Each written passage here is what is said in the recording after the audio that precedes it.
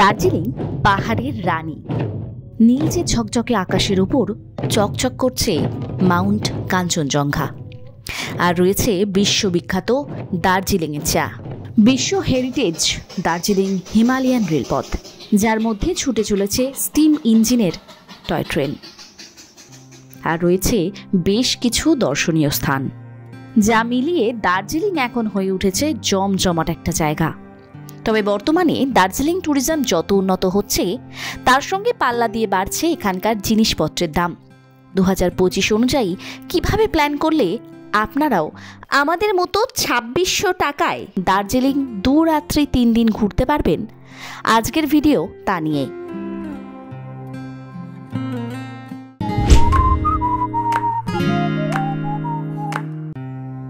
নতুন বছর পড়ার সাথে সাথেই ঘুরে আসলাম দার্জিলিং থেকে।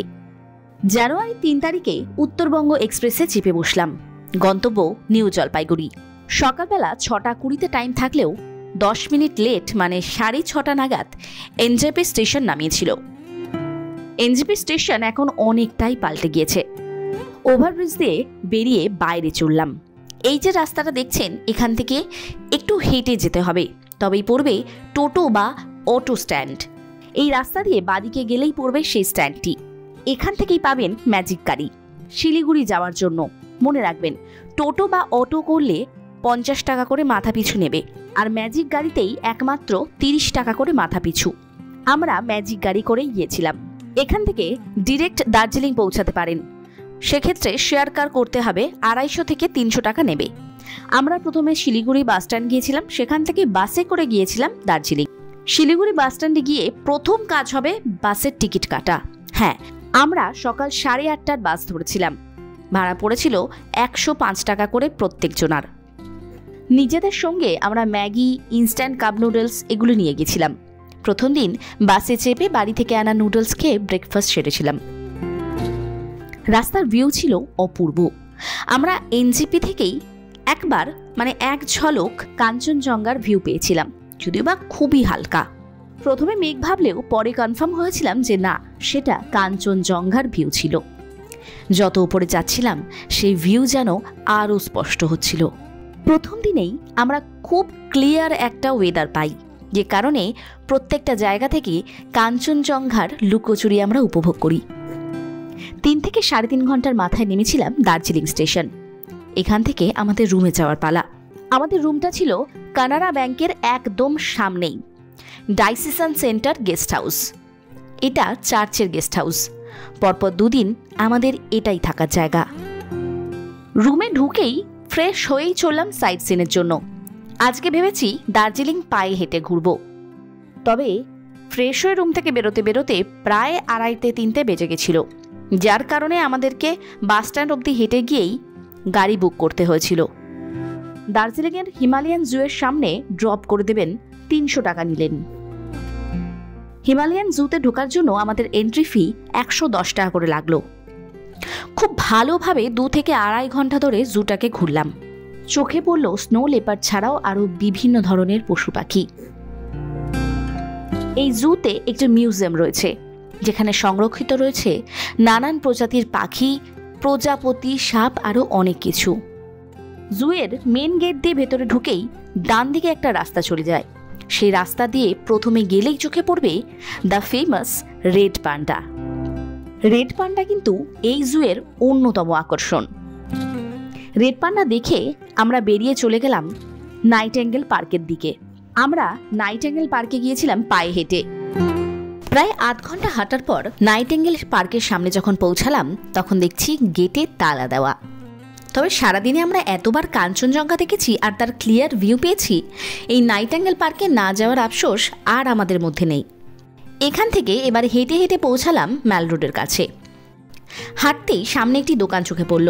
সেখান থেকেই খেয়ে নিলাম ওয়াই আর ফালে। আর সেই দোকানের দাদার কাছ থেকে বুক করে নিলাম পরের দিনের জন্য গাড়ি। প্রথমে ভেবেছিলাম দার্জিলিং ট্রিপটা হেঁটেই করব, কিন্তু সময় বেশি লাগার কারণে আমরা ভাবলাম থাক, একটা গাড়ি বুক করে নেওয়াটাই বুদ্ধিমানের কাজ। 2500 টাকা দিয়ে একটি ছোট গাড়ি বুক করলাম। এরপরে রুমে গিয়ে একটু ফ্রেশ হয়েই বেরিয়ে পড়লাম ম্যাল রোডের জন্য। ডিনার করলাম ম্যাল রোডের ওপরে একটি বাঙালি দোকান থেকে। ভেজ থালি 120 টাকা প্লেট। আজকে দ্বিতীয় দিন। খুব ভোর ভোর, মানে প্রায় সকাল 5:30-6টার মধ্যে ঘুম থেকে উঠে পড়েছি। আজকে কাঞ্চনজঙ্ঘাকে আরও সুন্দরভাবে দেখা যাচ্ছে। আমাদের রুমের করিডোর থেকেই কাঞ্চনজঙ্ঘার অপূর্ব দৃশ্য দেখা যাচ্ছিল। কখনো ব্রাশ করতে করতে, কখনো ক্রিম মাখতে মাখতে কাঞ্চনজঙ্ঘার ভিউ উপভোগ করছিলাম আমরা। রেডি হয়ে প্রথমেই চলে গেলাম কেভেন্টার্স। সকালবেলা 8টার মধ্যে আমরা পৌঁছে গিয়েছিলাম। প্রায় 20 মিনিট অপেক্ষা করার পর টেবিল পেলাম, টেবিল নাম্বার 1।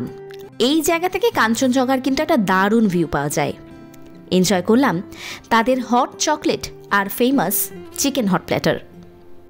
এখান থেকে খাবার খেয়ে আমরা চলে গেলাম মহাকাল মন্দির। মহাকাল মন্দিরে একটু সময় কাটিয়ে চলে আসতে বললাম আমাদের ড্রাইভার দাদাকে। আমাদের আজকের ট্রিপটার সঙ্গে যুক্ত হলেন অমিত দা। প্রথমেই চলে গেলাম লেপচা জগৎ। লাস্টবার যখন গিয়েছিলাম তার থেকে এখন আরও বেশি ভালো লাগছে। লেপচা জগতের ভিউ পয়েন্টে এন্ট্রি লাগলো পার হেড 20 টাকা। সেখানে তুললাম বেশ কিছুক্ষণ ছবি আর ভিডিও। প্রায় অনেকক্ষণ সময় কাটিয়ে চললাম পরবর্তী গন্তব্য ঘুম মনেস্ট্রি। ঘুম মনেস্ট্রিতে বেশিক্ষণ সময় আমরা কাটাইনি, 10 থেকে 15 মিনিটের মধ্যেই বেরিয়ে গেছিলাম। পরবর্তী গন্তব্য ছিল বাতাসিয়া লুপ। এখানে ঢোকার আগে 1 প্লেট করে চিকেন স্টিম মোমো খেয়ে নিলাম। 10 পিসের দাম 80 টাকা। এরপরে বাতাসিয়া লুপে প্রবেশ মূল্য 50 টাকা। একটু সময় কাটাতেই চোখে পড়ল the famous toy train. Toy ট্রেনের সামনে অনেকগুলো ছবি তুললাম এবং এখান থেকে আমরা চলে গেলাম আমাদের পরবর্তী গন্তব্য টি গার্ডেন। এই চা বাগানটার নাম কিন্তু আমি ঠিক জানি না। এখানেও 2-4টে ছবি তুলে 1 কাপ চা খেলাম। এরপরে আমাদের শেষ গন্তব্য Japanese temple and piece pagoda. এই জাপানিজ টেম্পল সকাল 4:30 থেকে সন্ধেবেলা 7টা অবধি খোলা থাকে, আর প্রার্থনা টাইম হচ্ছে সকাল 4:30 থেকে সকাল 6টা পর্যন্ত এবং বিকেলবেলা 4:30 থেকে বিকেল 6:30 পর্যন্ত। এই প্রেয়ার্সের টাইমে গেলে আপনিও কিন্তু প্রার্থনা গৃহে বসে প্রার্থনা করতে পারবেন আমাদের মতোই। এই জায়গাটা বেশ কিছুক্ষণ ঘুরলাম। গাড়ির মধ্যে গান শুনতে শুনতে চলে আসলাম ক্লক টাওয়ারের সামনে।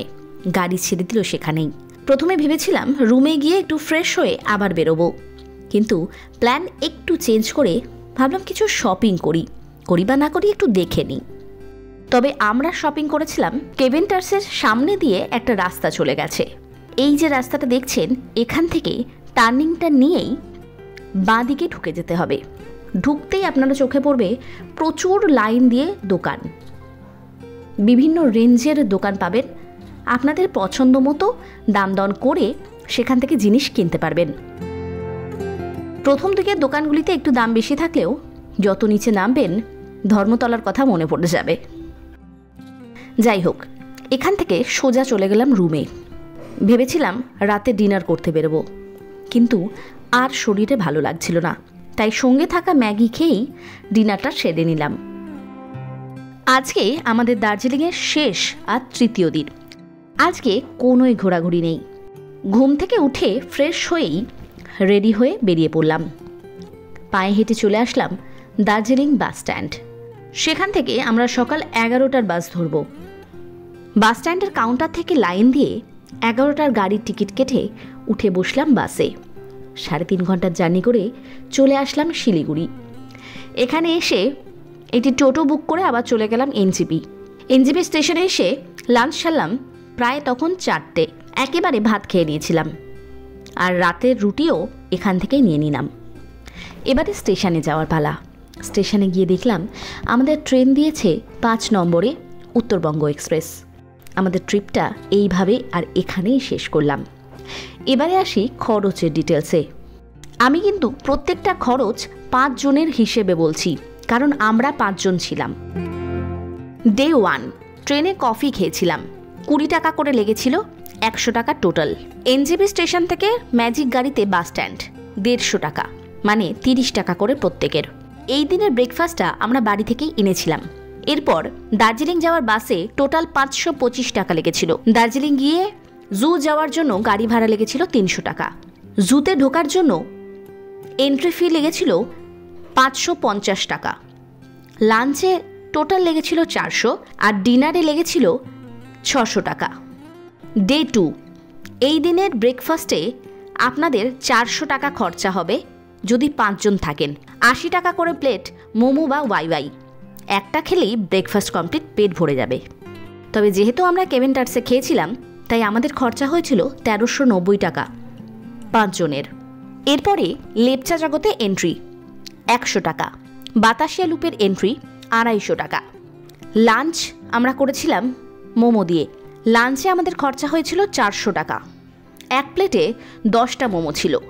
চা লেগেছিল 50 টাকা আর কার রিজার্ভ হয়েছিল 2500 টাকায়। আজকে ডিনারটা রুমে করেছিলাম ম্যাগি দিয়ে।